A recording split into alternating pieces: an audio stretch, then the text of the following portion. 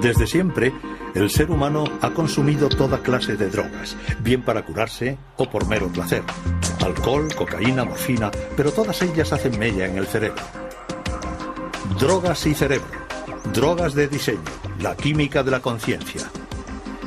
En la actualidad, la biología es capaz de explicar sus efectos en nuestras mentes y el estudio de las drogas permite a la ciencia una mejor comprensión del funcionamiento del cerebro. Las plantas alucinógenas, como las moléculas de síntesis, LSD o éxtasis, alteran las fronteras de la conciencia.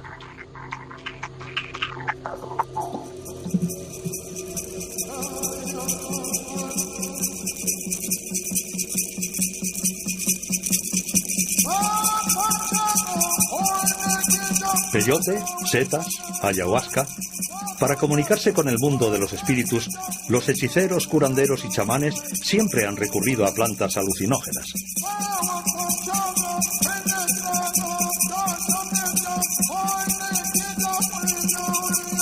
Para el psiquiatra Marc Valeur, esta función ritual hace de los alucinógenos las drogas más antiguas del mundo. En la sociedad, el uso de alucinógenos ha ocupado siempre un lugar aparte. Podemos pensar que los alucinógenos son probablemente las primeras drogas conocidas por la humanidad a través del reencuentro con las setas. Se sabe bien que ciertos teóricos han hecho de este reencuentro con los alucinógenos el mismo inicio de la humanidad. Es posible que las primeras religiones del mundo hayan nacido del culto bajo setas alucinógenas entre los sumerios y babilonios.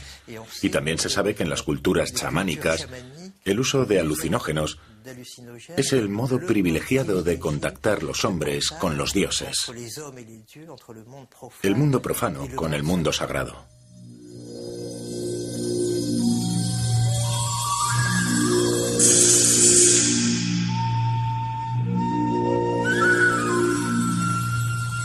En la Europa medieval, curanderos y hechiceros se sirven de la datura, la belladona o de la hierba loca.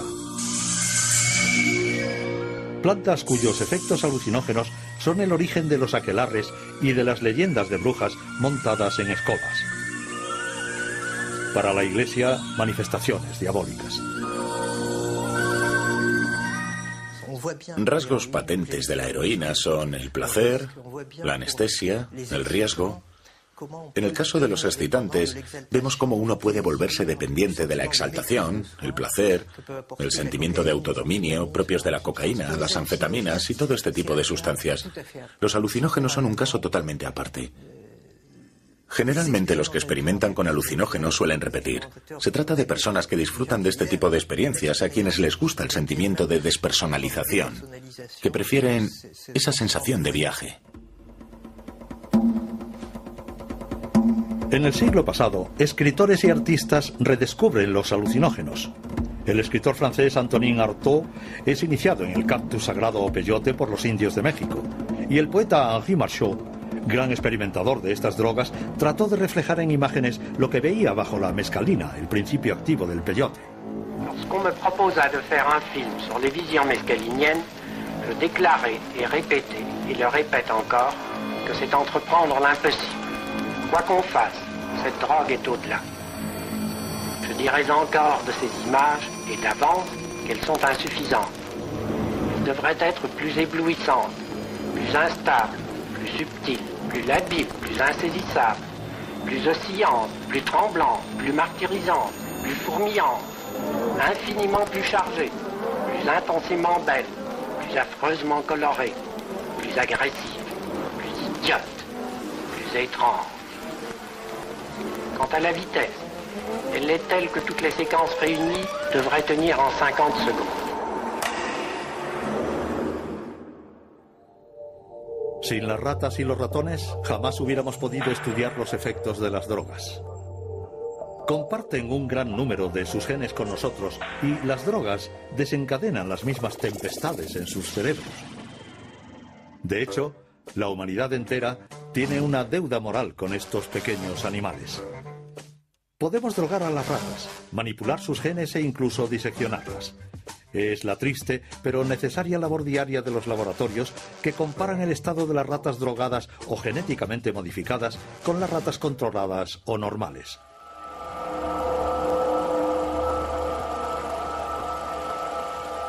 Para surtir efecto, el LSD, como todas las drogas, boicotea el sistema de comunicación del cerebro.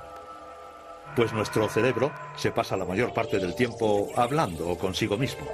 Su buen funcionamiento se basa en el diálogo incesante entre nuestros 100 millones de células nerviosas, las neuronas.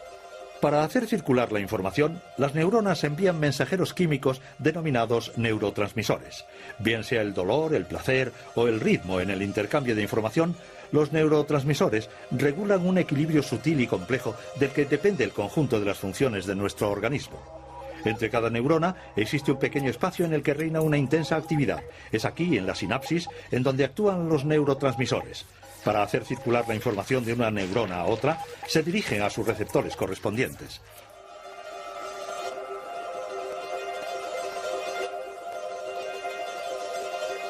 Los alucinógenos son poco estudiados por los científicos. Franz Vollenweider dirige uno de los escasos equipos en el mundo que se dedica al estudio de sus mecanismos de acción en el cerebro. Yo estaba personalmente interesado en el fenómeno de la pérdida de las fronteras del ego. Y drogas como el LSD son unas de las pocas drogas o sustancias que se pueden usar en condiciones experimentales que inducen a este género de estado. No existen otras drogas que produzcan una alteración tan profunda de las fronteras del ego. Comienza con un apaciguamiento de la relación entre el cuerpo y el entorno. La mente se modifica tanto que uno piensa que se funde con el entorno o incluso con el cosmos en un estado de éxtasis.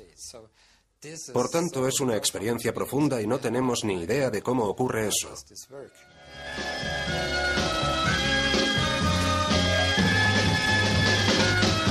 Bill? Hey, Bill? Are you all right? Fine. Good. Good. What's going on? Colors. 1,000 colors are floating. No, just float with it, man. You know, let it carry you down the stream and go where it wants to go.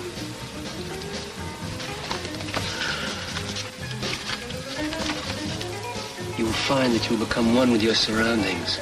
You will live in perfect harmony with the world around you. You can reach out your hand and come on.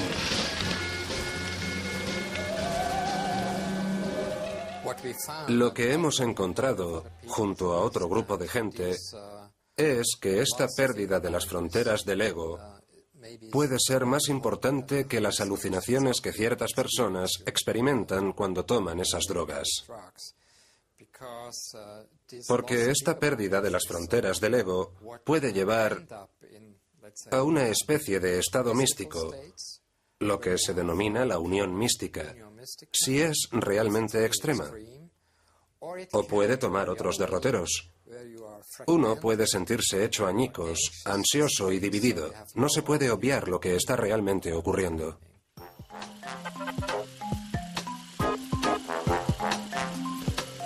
La presse entière s'est emparée du plus mystérieux et du plus tragique fait divers de ces dernières années, l'affaire du pain qui rend fou. La paisible petite ville de Pont-Saint-Esprit a été la proie de ce mal inexplicable qui a frappé près de 200 personnes. Des crises de folie hallucinatoires dues à la présence dans le pain de l'ergotine, le poison des céréales, ont fait plusieurs morts.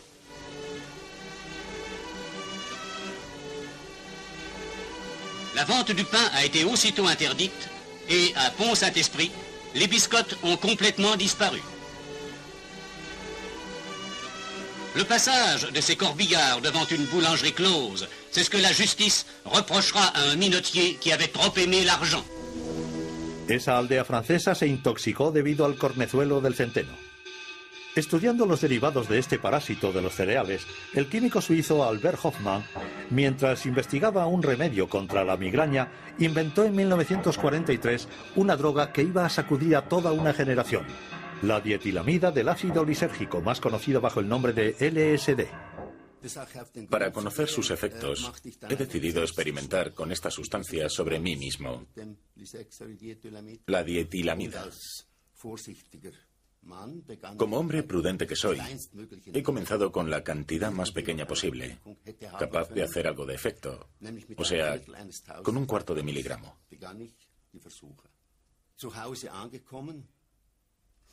Cuando ha hecho efecto, me he encontrado en un estado psíquico extremadamente raro. Lo que me rodeaba era tan extraño que creía volverme loco. Fue unas horas más tarde cuando me di cuenta de que los síntomas iban desapareciendo, de que podría disfrutar plenamente de este estado de consciencia extraordinaria. Era totalmente sensible a todo lo que sucedía a mi alrededor.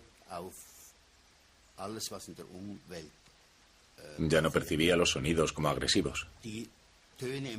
Al contrario, eran atractivos, bonitos y profundos. Los colores también se habían vuelto agradables. Toda la atmósfera se volvía positiva. En alguna parte el mundo se había convertido en maravilloso.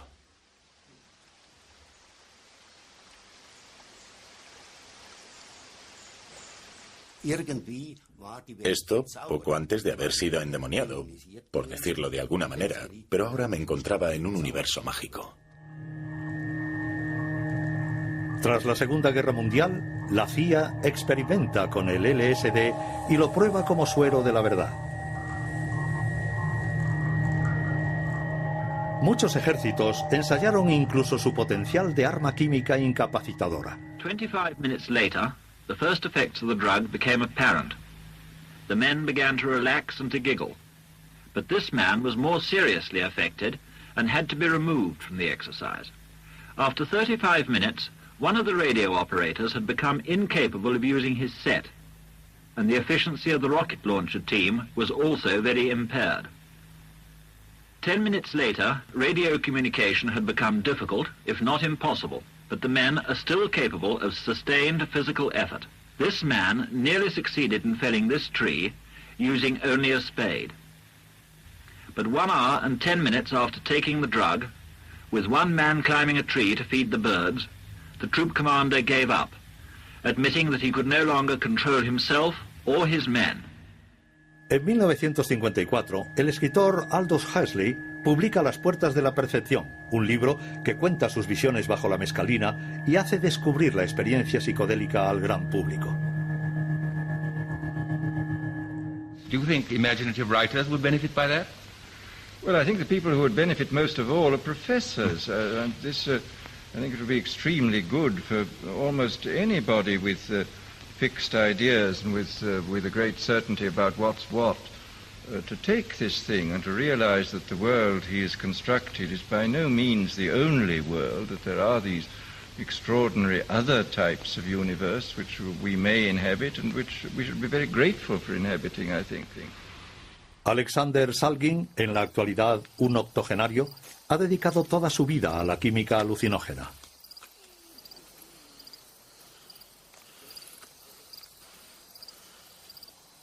En su pequeño laboratorio casero cerca de San Francisco, ha inventado más de 150 moléculas psicodélicas. Considerado un genio de la química, los resultados de sus experiencias aparecen publicados en revistas científicas. Creo que el término que Huxley utilizó, las puertas de la percepción, era de William Blake. Creo que textualmente la cita era: si las puertas de la percepción estuvieran abiertas, veríamos todo como realmente es. Creo que la idea de hacer todo absolutamente disponible y perceptible, de la misma forma que Huxley trataba de hacer entender en sus escritos, es algo peligroso. Eso es esquizofrenia. Se tiene acceso a todo en estos términos. Vaya, mira eso, míralo. Me acuerdo de esto y de aquello. He hablado con Dios y me están pasando más cosas. Y uno no es capaz de comportarse socialmente de una manera segura. Por tanto, hay un lado negativo en abrir las puertas de la percepción.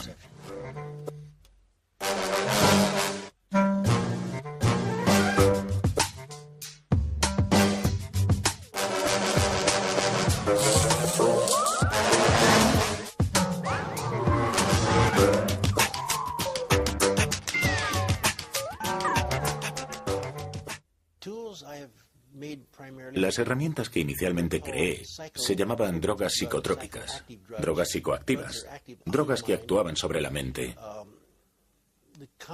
El término común original era el de drogas psicotomiméticas, en el sentido de que imitan la psicosis.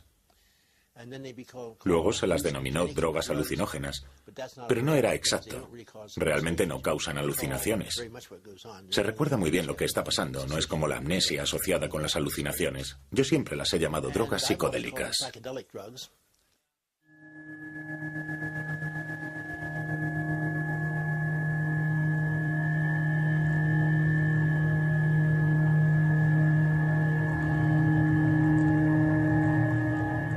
En los años 40 y 50, unos psiquiatras estadounidenses se interesaron por el LSD, el cual inducía estados próximos a la psicosis, para tratar de comprender los mecanismos de la esquizofrenia.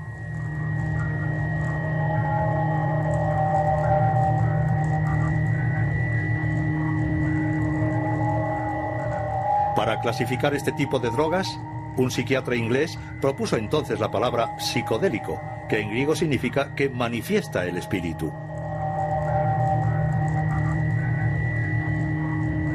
A principios de los años 60, un profesor de psicología de Harvard, Timothy Leary, se erige en papa del LSD. The effect is somewhat like looking through a microscope. Suddenly, when you look through a microscope, you discover that there's an invisible world around you that you hadn't known about before you did it.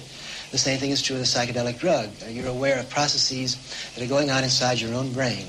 You're aware of the exchange of energies that are going on between your sense organs and the energies around them that you weren't aware of before. La consigna de Timothy Leary, excitaos, estad en la onda, pasad de todo, alcanzó a toda una generación.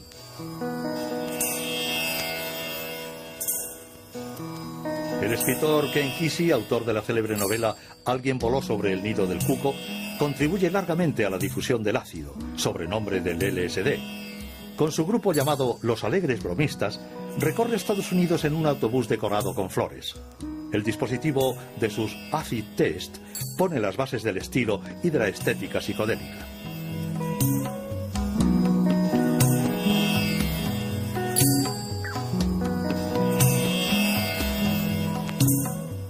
El consumo de las drogas psicodélicas estalla en plenos años 60. El ácido se convierte en un modo de vida y acompaña al movimiento hippie, al hervor artístico y musical de la contracultura y de la corriente pacifista.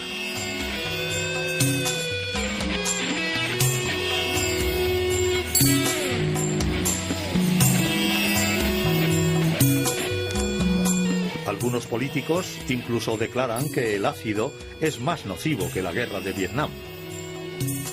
En 1966, Estados Unidos, seguido por otros países, acaba prohibiendo el LSD y todas las drogas psicodélicas.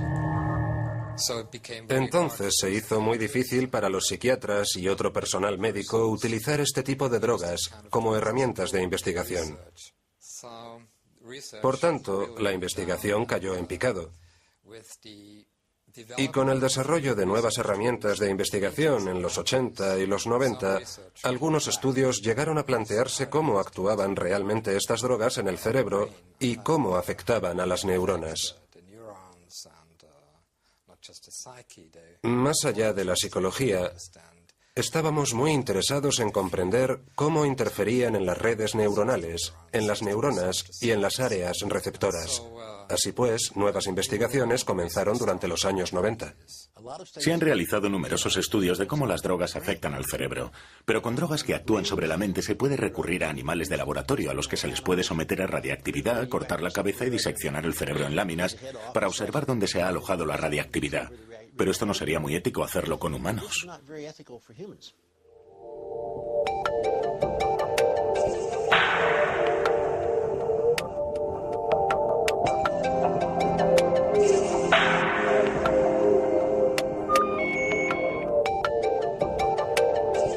There seems to be an interaction between the effects of the drug and stress. When you give a large dose of either mescaline or LSD, one of the things that you notice is it produces catatonic behavior. Like this animal had a large dose of LSD, and you can see how relaxed he is, and you swing him around. the difference between a rat without any hallucinogen. One of the main things, you put him in a very bizarre posture and he just stays there, which is not true for a normal animal. Los alucinógenos tienen, yo diría, 3 o 4 efectos fundamentales. El primero, y en el que piensan todos, porque así lo indica el término alucinógeno, es que se experimentan imágenes o escenas que calificamos de alucinaciones.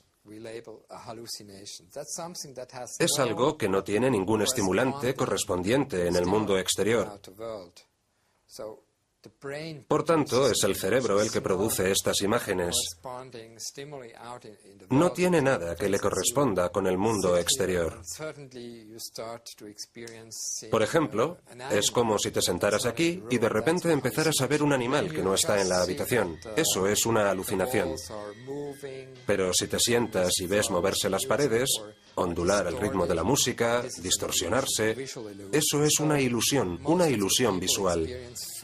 La mayoría de la gente experimenta primero ilusiones ópticas y solo unos pocos han descrito verdaderas alucinaciones, es decir, han visto más de lo que estaba realmente presente.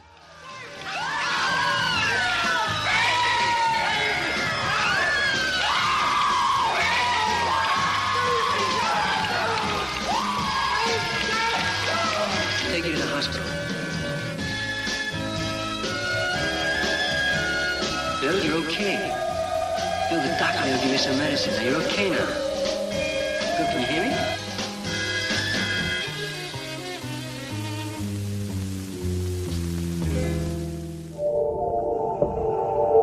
El LSD no crea verdaderas alucinaciones, pero altera o deforma la percepción. Este efecto es debido a su acción sobre las redes de un neurotransmisor que se llama serotonina.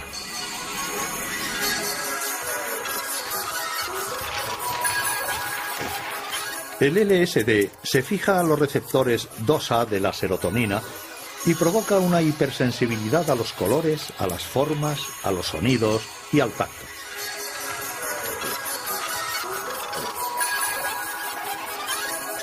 El LSD perturba también los circuitos de los otros neurotransmisores. El glutamato es un acelerador de la información. Su activación explica la rapidez y los problemas de raciocinio. La estimulación de los circuitos de la dopamina explica, por su parte, la sensación de euforia. Hay una serie de efectos secundarios, una cascada de efectos. Lo que tratamos de comprender es cómo esas alteraciones están relacionadas con las alteraciones de la percepción o de la psicología que vemos con este tipo de drogas. A principios de los años 90 hacen su aparición nuevas técnicas de imágenes cerebrales. La tomografía, mediante la emisión de positones, y las imágenes por resonancia magnética funcional permiten observar zonas del cerebro activadas por las drogas. Franz Bollenweider y su equipo decidieron retomar desde cero el estudio de los alucinógenos con estas nuevas herramientas. Creemos, por una parte, que las profundas alteraciones que observamos con estas drogas, cuando los individuos están eufóricos, en un estado de éxtasis, nos dan una pista de cómo, en un sentido amplio, nuestro cerebro está organizado y cómo funciona cuando se encuentra en esta especie de estado de éxtasis. Very, very cool. Very, very groovy. Y por otra parte, el otro estado, o el otro polo de esta discusión del ego, es cuando se pierde la imagen propia, cuando se pierde autonomía.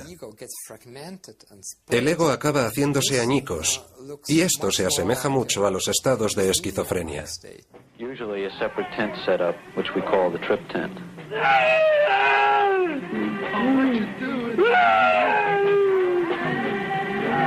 When a person comes in with this type of problem, the only way you can make contact is physically, by hugging them, holding their hand, and trying to make them feel the presence of your body. And by holding a person, you give them a certain reality, the feeling of someone near them, someone who's helping them. Este estado de angustia profunda provocado por el LSD lo compara Franz Vollenweider con una disolución del ego. En el cerebro, esta sensación es debida a una hiperactivación del tálamo, el centro de procesamiento de la información, pero también a una hipoactividad del córtex, un estado cerebral que se da en los esquizofrénicos. En cuanto al estado estático, Franz Vollenweider lo relaciona con un sentimiento de plenitud oceánica, debido a una gran actividad en varias zonas del córtex y a una bajada de guardia de la amígdala, que controla el miedo. Hasta ahora no tenemos pruebas de que los alucinógenos clásicos del tipo LSD provoquen adicción.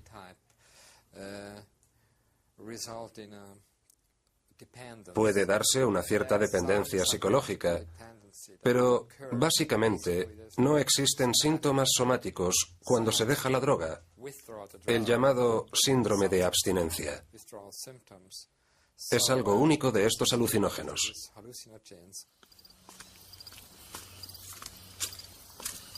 Alexander Salgin prueba los efectos de cada nueva molécula sobre sí mismo, sobre su mujer Anne y sobre un grupo de voluntarios. You're being recorded for posterity. Okay. Empiezan con dosis pequeñas, luego las aumentan progresivamente y anotan en cada etapa todas sus observaciones.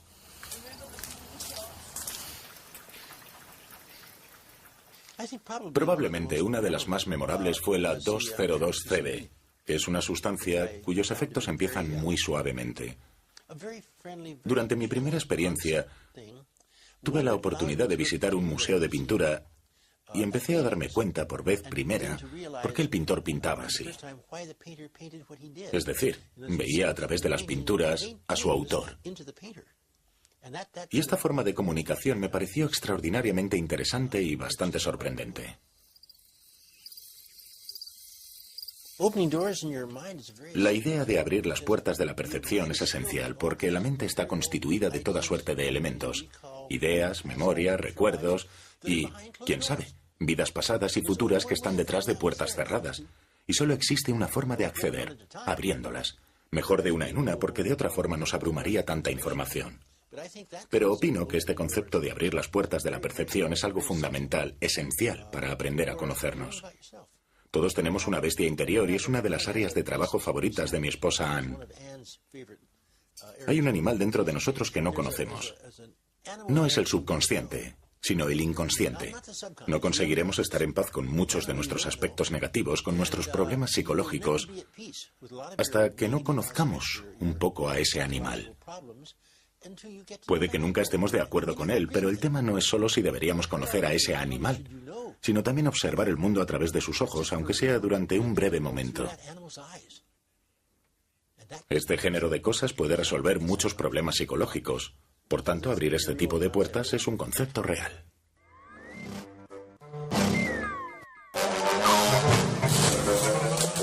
Si Alexander Salgin abre las puertas de su propia percepción con la química, también conoce los riesgos. Su experiencia personal no le convierte para nada en un prosélito de la vida psicodélica.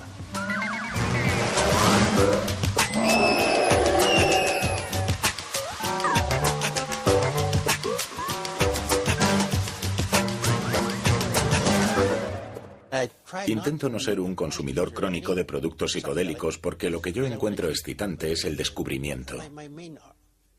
No la explotación, sino el descubrimiento. Y quiero mantenerme capaz de hacerlo. El descubrimiento más famoso de Alexander Salgin es el éxtasis, que se convertiría en la droga más popular entre los jóvenes. De hecho, la molécula del éxtasis, la MDMA, fue inventada y patentada en Alemania en 1914, sin que se le encontrara una utilidad. Alexander Salgin se interesó por ella en los años 70 y le encontró un perfil muy particular. Era una especie de producto químico nada interesante, pero que estaba ahí y nadie le prestaba atención. Lo publiqué creo que a principios de 1970. Luego me enteré a través de un amigo que esta sustancia no psicodélica estaba siendo utilizada en Chicago. Así que analicé su estructura, la sinteticé y creé un compuesto fascinante. Mi relación principal con la sustancia es que fui el primero en describir su acción sobre el hombre. Pero yo no soy en ningún caso su inventor. Publiqué un texto con un par de personas más en una revista científica y lo presentaba como algo que abría la actitud de una persona hacia sí mismo.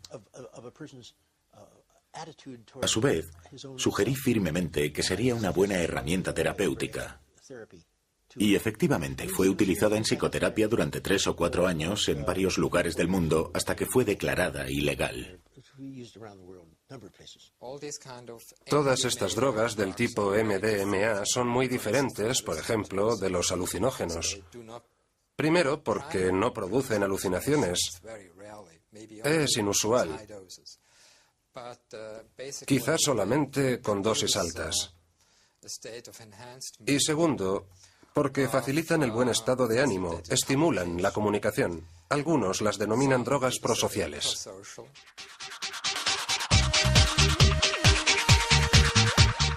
Durante algunos años, la MDMA fue utilizada por los médicos en psicoterapias. Pero después de su prohibición, la MDMA o éxtasis se convirtió en una droga sinónima de fiesta. Muy eficaz contra la fatiga, el éxtasis es sobre todo utilizado por amantes de la fiesta y el baile. Lo consumen cerca de 8 millones de personas en el mundo.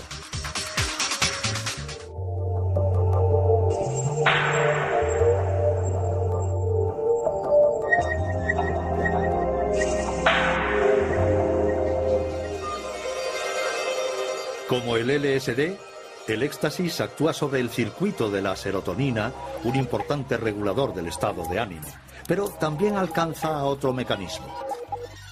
En un cerebro sin droga, la serotonina es recaptada por una especie de aspirador molecular, el transportador. Esta limpieza permite a la sinapsis mantenerse preparada para recibir otro mensaje. El éxtasis bloquea este transportador. Un torrente de serotonina se vierte entonces en las neuronas y provoca una sensación de alegría y empatía. El problema es que las reservas de serotonina se vacían completamente. Las neuronas ya no pueden funcionar como antes. Si uno toma 2, quizás 3 comprimidos de esta droga, creemos que los almacenes de serotonina se vacían. Son necesarios 2 o 3 días para que vuelvan a llenarse de nuevo. Es lo que típicamente le ocurre a aproximadamente 1/3 de los sujetos estudiados. Con una sola dosis, afirman que después de 2 o 3 días sienten una especie de tristeza a mitad de la semana. A escala celular, el éxtasis actúa sobre las neuronas con serotonina. Con las técnicas de la imagen aplicadas a la medicina, ahora se puede determinar qué regiones del cerebro son alcanzadas por la droga.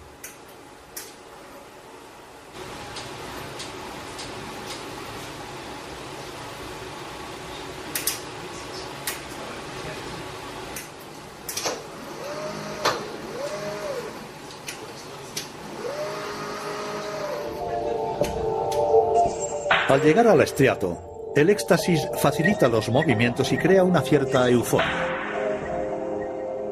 También actúa sobre la amígdala, lo que explica la desaparición de los miedos, tanto de los demás como de sí mismo, y genera esa famosa empatía que buscan sus consumidores. Pero el éxtasis alcanza también a varias zonas del córtex, como el córtex prefrontal, la sede de las facultades intelectuales. Es en esa zona donde el éxtasis daña a las neuronas con serotonina. Creemos que si tomas estas drogas todos los fines de semana, el estado de tu cerebro puede estar profundamente modificado, porque se trata de una toma crónica y no de una simple dosis de una noche. Esto puede llevar a completas alteraciones de la capacidad del cerebro para producir serotonina, para liberarla. Por eso pensamos que es el lado malo de la MDMA cuando se consume con frecuencia. Atacadas por el éxtasis con regularidad, ciertas neuronas con serotonina no consiguen regenerarse. Estudios con animales demuestran que el éxtasis puede ser neurotóxico, es decir, que puede destruir las neuronas, daños que parecen irreversibles y que pueden arrastrar depresiones crónicas. Creo que la MDMA, contrariamente a otras drogas, tiene un potencial neurotóxico mucho más fuerte. Es más peligrosa que otras drogas con efectos comparables a los de la MDMA, como por ejemplo los alucinógenos, para los cuales no hemos observado alteraciones a largo plazo. Por tanto, la MDMA es un caso especial. Es difícil dar recomendaciones para su consumo, pero es mejor no tomar esta droga con frecuencia. Y si alguien me pidiera mi opinión, le diría que ni se le ocurra probarla, para no correr ningún riesgo.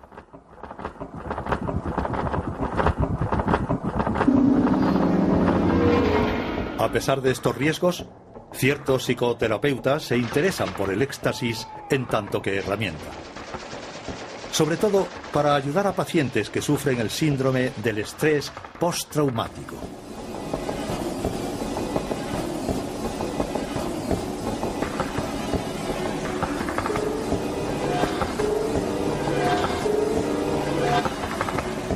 Es el estado de shock de los veteranos del Vietnam lo que ha permitido a la medicina identificar este problema psiquiátrico que hasta entonces no tenía existencia oficial. En España, el psicólogo José Carlos Bouso ha prescrito pequeñas dosis de MDMA a pacientes víctimas de violaciones o agresiones sexuales.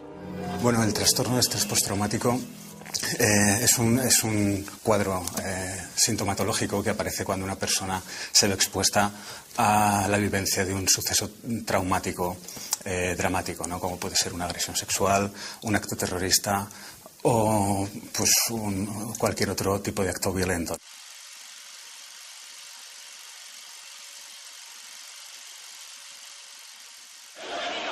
La bombe humaine a explosé en plein cœur du grand marché de Tel Aviv.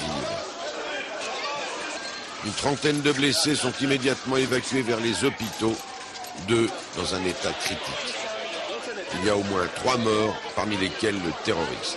Selon les services israéliens, il avait 18 ans, il est venu d'un camp de réfugiés proche de Naplouse et serait passé par Jérusalem. Plusieurs personnes sont en état de choc.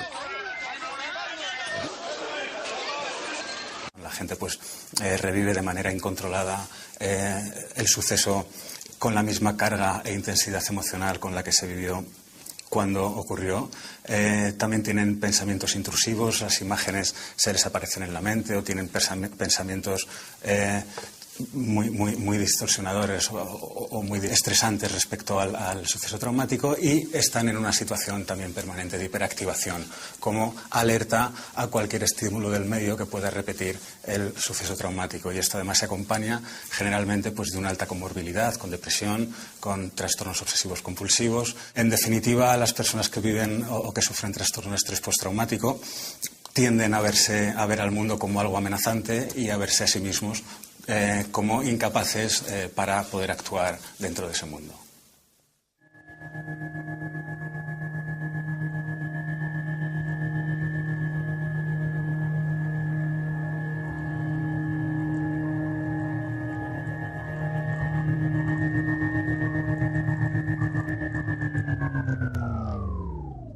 Y la MDMA actúa de manera muy específica sobre el miedo, ¿no? Haciendo que las personas, pues bueno, los mayores miedos que no tienen que ver con los miedos propios de la vida o del vivir, sino pues todos estos que nos generamos por haber sufrido un trastorno o una situación especialmente estresante o por cualquier otra circunstancia. La MDMA es como si actuara específicamente sobre el miedo y lo eliminara, o al menos lo reduciera durante una serie de horas, que es lo que dura el efecto farmacológico de la MDMA, y esto permite a las personas trabajar sus experiencias internas sin estar bajo una situación de miedo permanente.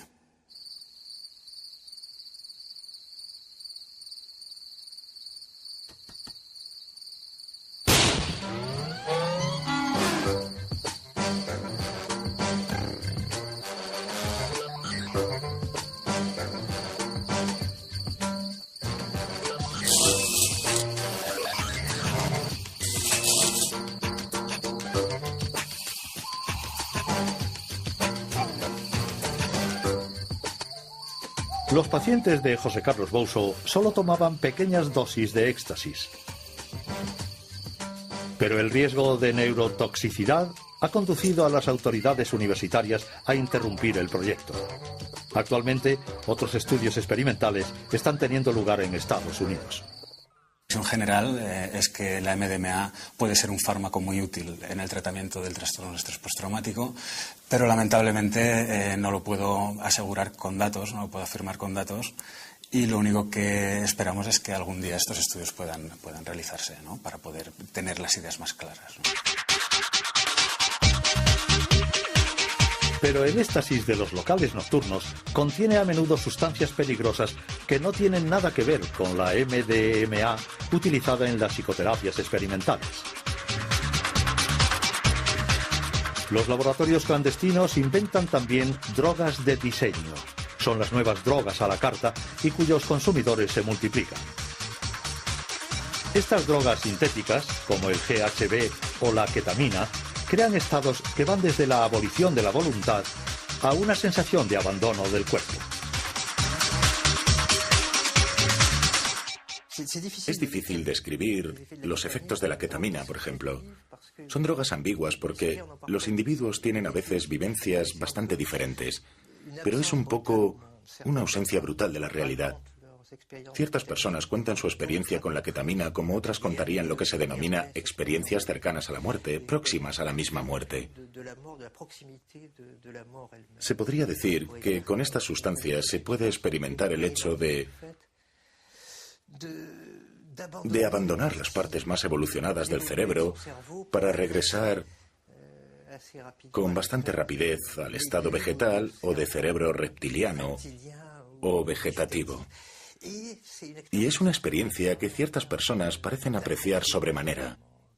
Quizás el concepto de identificarse con un vegetal les resulta a fin de cuentas bastante emocionante.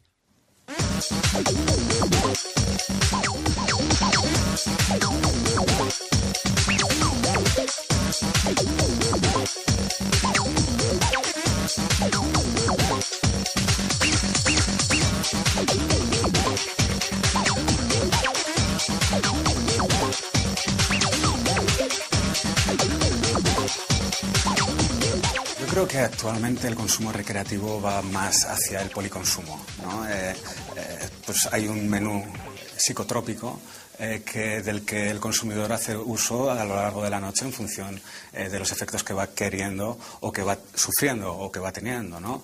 Pues si tienes estimulación, tomar un poquito de depresor para poder tal, o si estás un poco bajando de los efectos de una tal, tomar un poco más. Es decir, jugar con las distintas sustancias, aunque en realidad esta es la imagen más dramática que podemos tener de los consumidores.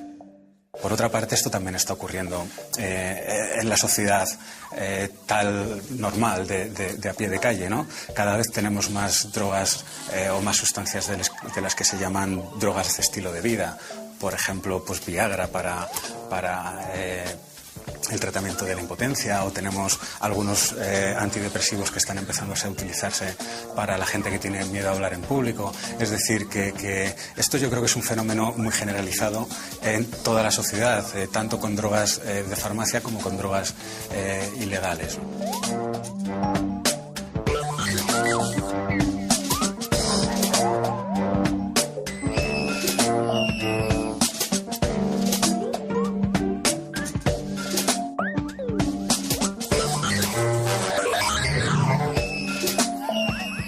Interrogados sobre lo que serán las drogas del mañana, científicos y psiquiatras piensan primero en los tratamientos médicos. Entre las drogas y los medicamentos, las fronteras se hacen cada vez más ambiguas y el futuro se anuncia químico.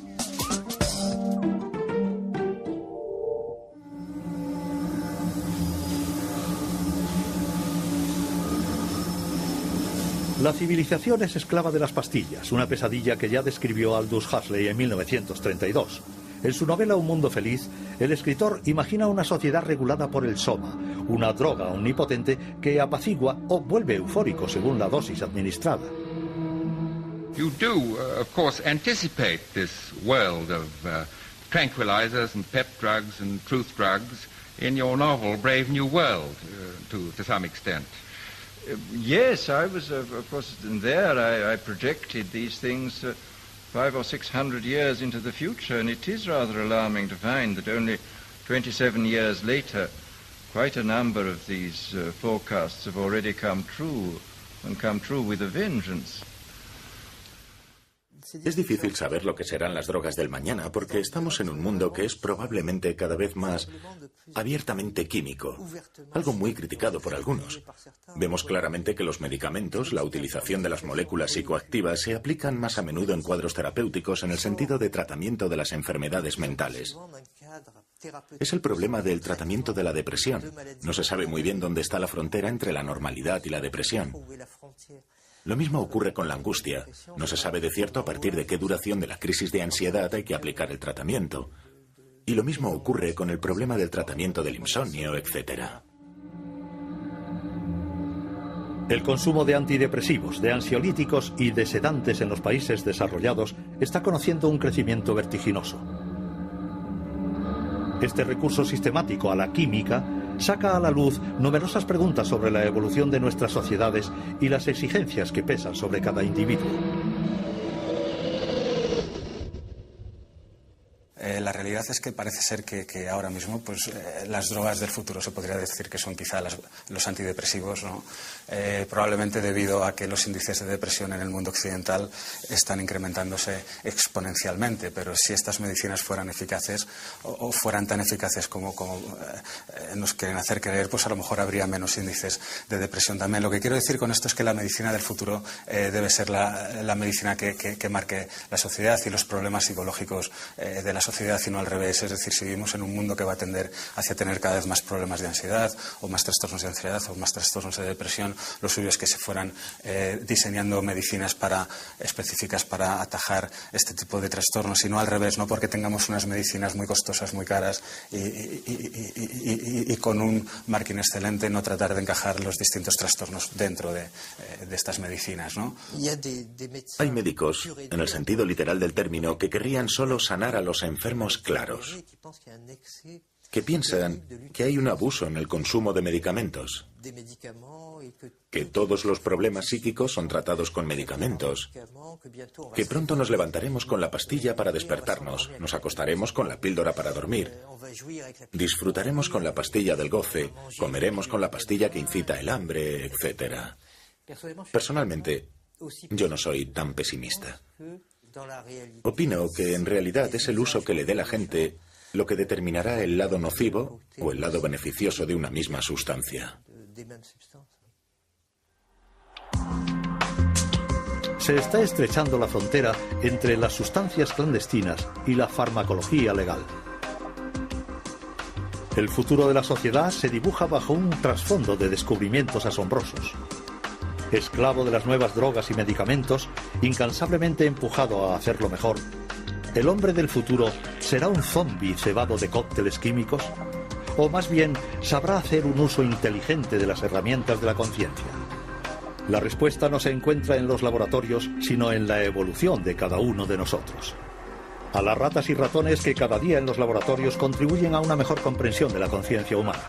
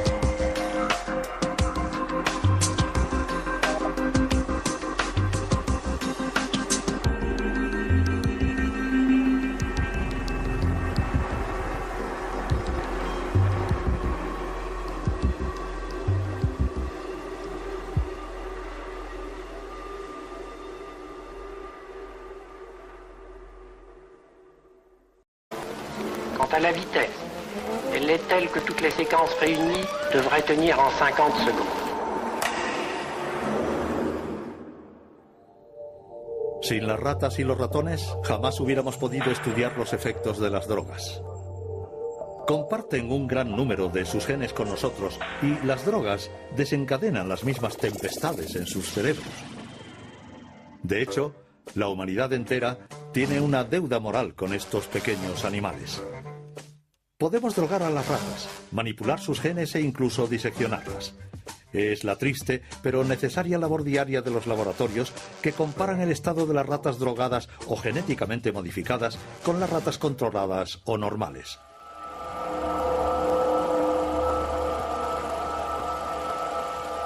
Para surtir efecto, el LSD, como todas las drogas, boicotea el sistema de comunicación del cerebro. Pues nuestro cerebro se pasa la mayor parte del tiempo hablando consigo mismo.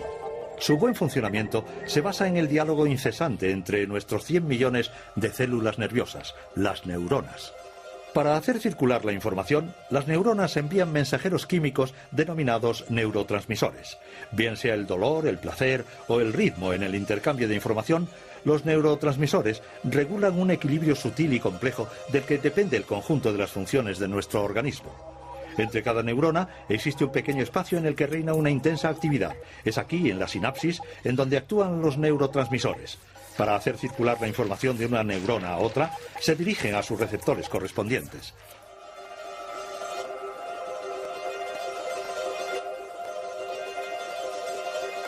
Los alucinógenos son poco estudiados por los científicos. Franz Vollenweider dirige uno de los escasos equipos en el mundo que se dedica al estudio de sus mecanismos de acción en el cerebro. Yo estaba personalmente interesado en el fenómeno de la pérdida de las fronteras del ego. Y drogas como el LSD son unas de las pocas drogas o sustancias que se pueden usar en condiciones experimentales que inducen a este género de estado. No existen otras drogas que produzcan una alteración tan profunda de las fronteras del ego. Comienza con un apaciguamiento de la relación entre el cuerpo y el entorno. La mente se modifica tanto que uno piensa que se funde con el entorno o incluso con el cosmos en un estado de éxtasis. Por tanto, es una experiencia profunda y no tenemos ni idea de cómo ocurre eso.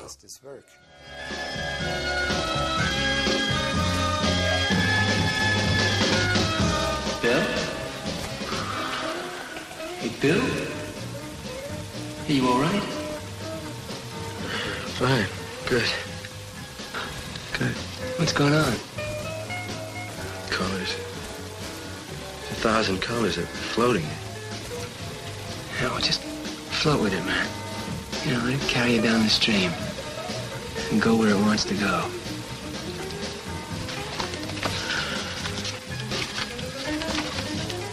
You will find that you will become one with your surroundings. You will live in perfect harmony with the world around you. You can reach out your hand and come on.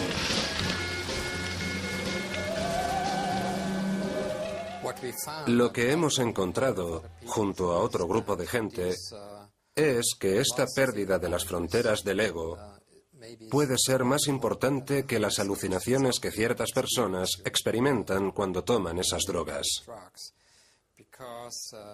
Porque esta pérdida de las fronteras del ego puede llevar a una especie de estado místico, lo que se denomina la unión mística, si es realmente extrema. O puede tomar otros derroteros. Uno puede sentirse hecho añicos, ansioso y dividido. No se puede obviar lo que está realmente ocurriendo. Do you think imaginative writers would benefit by that? Well, I think the people who would benefit most of all are professors. I think it would be extremely good for almost anybody with fixed ideas and with a great certainty about what's what, to take this thing and to realize that the world he has constructed is by no means the only world, that there are these extraordinary other types of universe which we may inhabit and which we should be very grateful for inhabiting, I think. Alexander Salgin, en la actualidad un octogenario, ha dedicado toda su vida a la química alucinógena.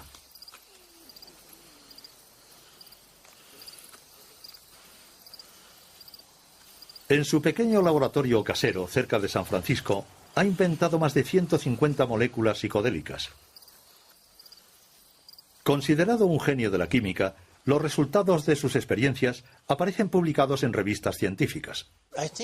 Creo que el término que Huxley utilizó, las puertas de la percepción, era de William Blake. Creo que textualmente la cita era: si las puertas de la percepción estuvieran abiertas, veríamos todo como realmente es. Creo que la idea de hacer todo absolutamente disponible y perceptible, de la misma forma que Huxley trataba de hacer entender en sus escritos, es algo peligroso. Eso es esquizofrenia. Se tiene acceso a todo en estos términos. Vaya, mira eso, míralo. Me acuerdo de esto y de aquello. He hablado con Dios y me están pasando más cosas. Y uno no es capaz de comportarse socialmente de una manera segura. Por tanto, hay un lado negativo en abrir las puertas de la percepción.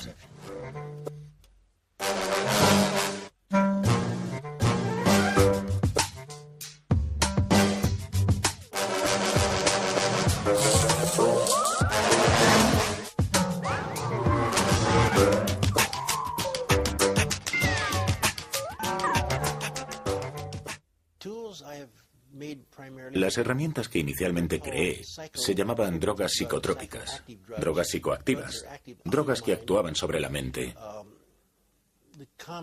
El término común original era el de drogas psicotomiméticas, en el sentido de que imitan la psicosis. Luego se las denominó drogas alucinógenas, pero no era exacto. Realmente no causan alucinaciones. Se recuerda muy bien lo que está pasando, no es como la amnesia asociada con las alucinaciones. Yo siempre las he llamado drogas psicodélicas.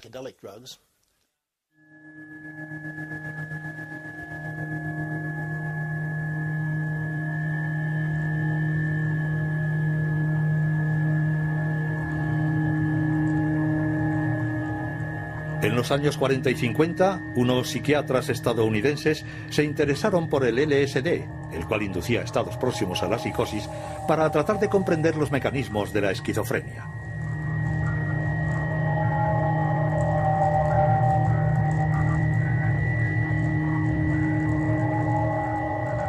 Para clasificar este tipo de drogas, un psiquiatra inglés propuso entonces la palabra psicodélico, que en griego significa que manifiesta el espíritu.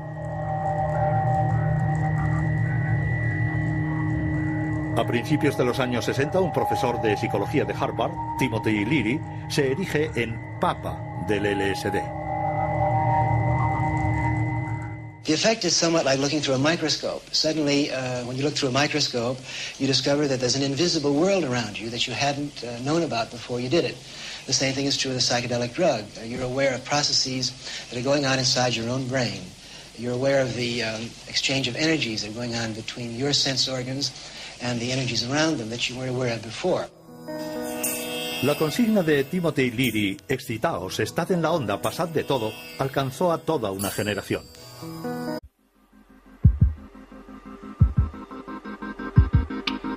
Desde siempre, el ser humano ha consumido toda clase de drogas, bien para curarse o por mero placer.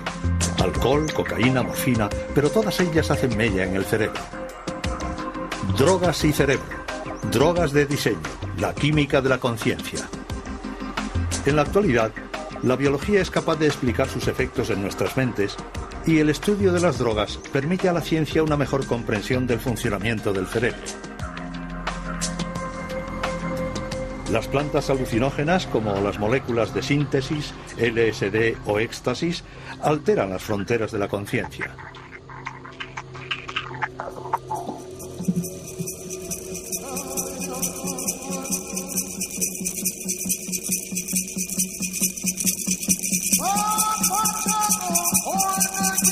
Peyote, setas, ayahuasca. Para comunicarse con el mundo de los espíritus, los hechiceros, curanderos y chamanes siempre han recurrido a plantas alucinógenas.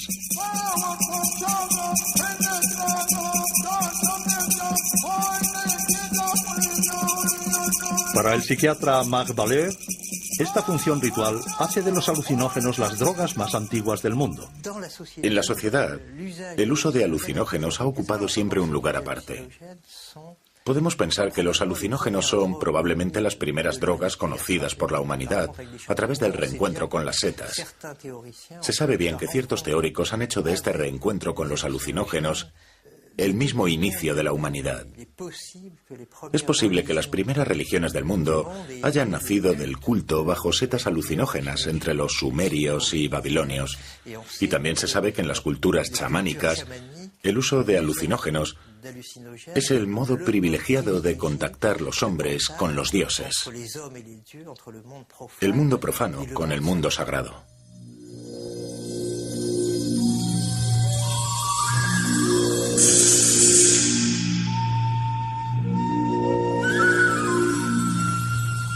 En la Europa medieval, curanderos y hechiceros se sirven de la datura, la belladona o de la hierba loca. Plantas cuyos efectos alucinógenos son el origen de los aquelarres y de las leyendas de brujas montadas en escobas. Para la Iglesia, manifestaciones diabólicas. Rasgos patentes de la heroína son el placer, la anestesia, el riesgo. En el caso de los excitantes, vemos cómo uno puede volverse dependiente de la exaltación, el placer, el sentimiento de autodominio propios de la cocaína, las anfetaminas y todo este tipo de sustancias. Los alucinógenos son un caso totalmente aparte.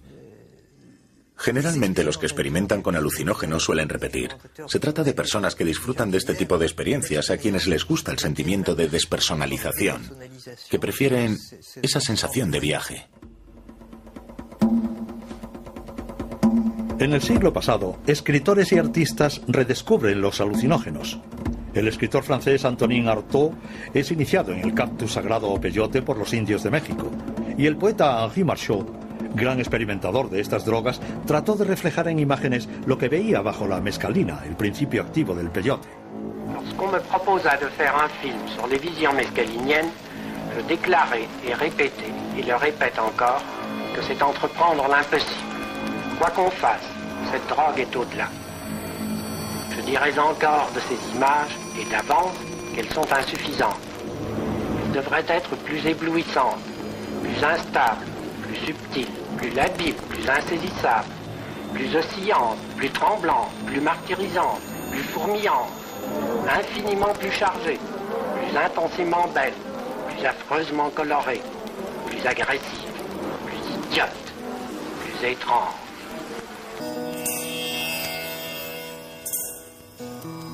El escritor Ken Kesey, autor de la célebre novela Alguien voló sobre el nido del cuco, contribuye largamente a la difusión del ácido, sobrenombre del LSD. Con su grupo llamado Los Alegres Bromistas, recorre Estados Unidos en un autobús decorado con flores. El dispositivo de sus acid test pone las bases del estilo y de la estética psicodélica.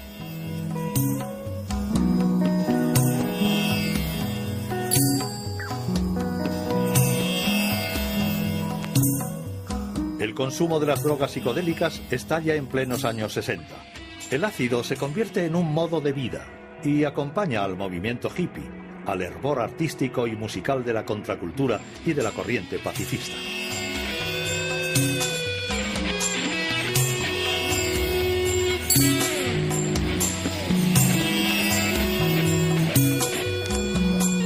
Algunos políticos incluso declaran que el ácido es más nocivo que la guerra de Vietnam. En 1966, Estados Unidos, seguido por otros países, acaba prohibiendo el LSD y todas las drogas psicodélicas. Entonces se hizo muy difícil para los psiquiatras y otro personal médico utilizar este tipo de drogas como herramientas de investigación. Por tanto, la investigación cayó en picado. Y con el desarrollo de nuevas herramientas de investigación en los 80 y los 90, algunos estudios llegaron a plantearse cómo actuaban realmente estas drogas en el cerebro y cómo afectaban a las neuronas. Más allá de la psicología, estábamos muy interesados en comprender cómo interferían en las redes neuronales, en las neuronas y en las áreas receptoras. Así pues, nuevas investigaciones comenzaron durante los años 90. Se han realizado numerosos estudios de cómo las drogas afectan al cerebro, pero con drogas que actúan sobre la mente se puede recurrir a animales de laboratorio a los que se les puede someter a radiactividad, cortar la cabeza y diseccionar el cerebro en láminas para observar dónde se ha alojado la radiactividad. Pero esto no sería muy ético hacerlo con humanos.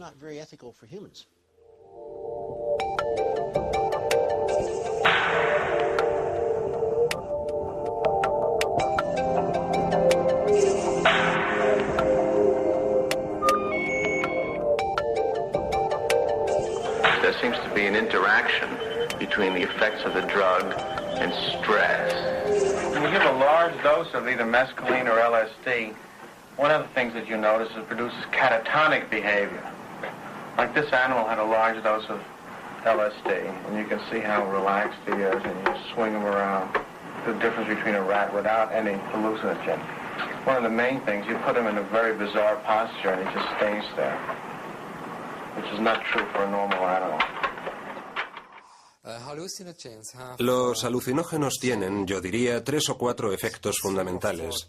El primero, y en el que piensan todos, porque así lo indica el término alucinógeno, es que se experimentan imágenes o escenas que calificamos de alucinaciones.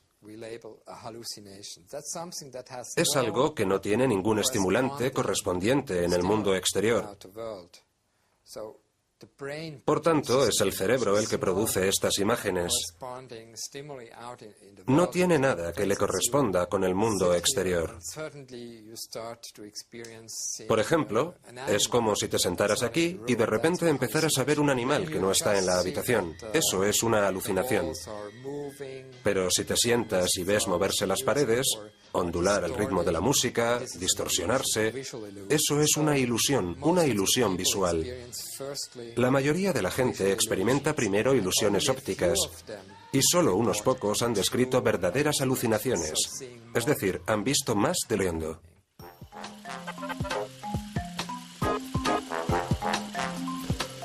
La presse entière s'est emparée du plus mystérieux et du plus tragique fait divers de ces dernières années, l'affaire du pain qui rend fou. La paisible petite ville de Pont-Saint-Esprit a été la proie de ce mal inexplicable qui a frappé près de 200 personnes. Des crises de folie hallucinatoires dues à la présence dans le pain de l'ergotine, le poison des céréales, ont fait plusieurs morts.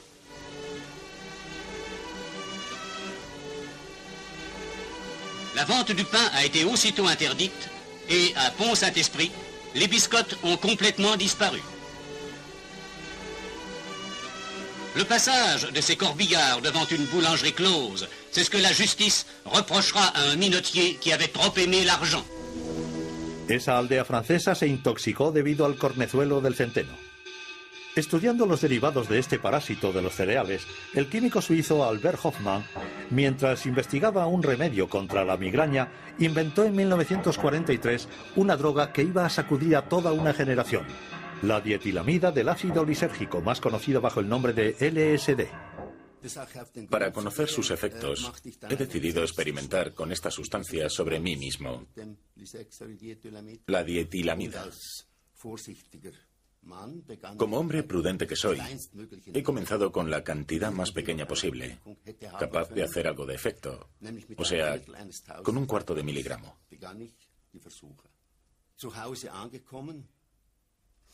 Cuando ha hecho efecto, me he encontrado en un estado psíquico extremadamente raro. Lo que me rodeaba era tan extraño que creía volverme loco. Fue unas horas más tarde cuando me di cuenta de que los síntomas iban desapareciendo, de que podría disfrutar plenamente de este estado de consciencia extraordinaria. Era totalmente sensible a todo lo que sucedía a mi alrededor. Ya no percibía los sonidos como agresivos. Al contrario, eran atractivos, bonitos y profundos. Los colores también se habían vuelto agradables. Toda la atmósfera se volvía positiva. En alguna parte el mundo se había convertido en maravilloso.